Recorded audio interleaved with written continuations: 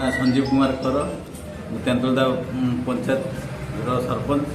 आज आम सरस्वतीपुर ठारे एक सरपंच मानकर मीटिंग होता जोटिकी आमर गोविंद भाई आमर बीजेपी प्रार्थी डाकी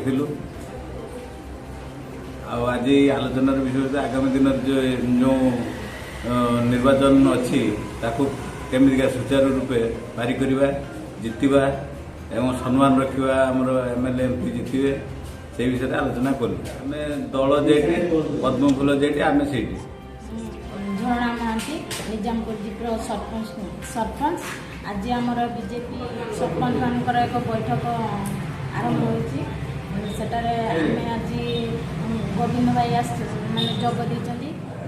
नमस्कार मु सरपंच गीतांजलि कले भीमपुरा ग्राम पंचायत बीजेपी दलर समर्थित सरपंच।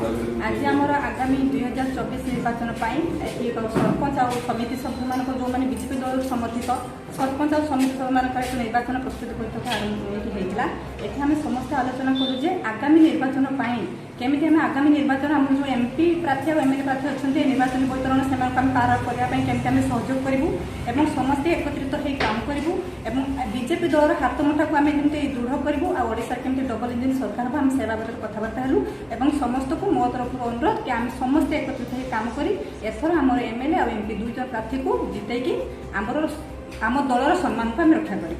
आमर बीजेपी जी जन सरपंच समस्ते आज एकत्रित होइतिलु समस्ते बेसी आलोचना कलु केमितिका एमएलए एमपी दुई जन को जितेबू। हरेन्द्र मल्लिक सरपंच तारापदा ग्राम पंचायत। आज आम 9 गोटी पंचायत लगे सरपंच मान बीजेपी सरपंच मैंने प्रस्तुत करूँ यही बैठक निष्पत्ति है पद्मफुल जेटी आम से।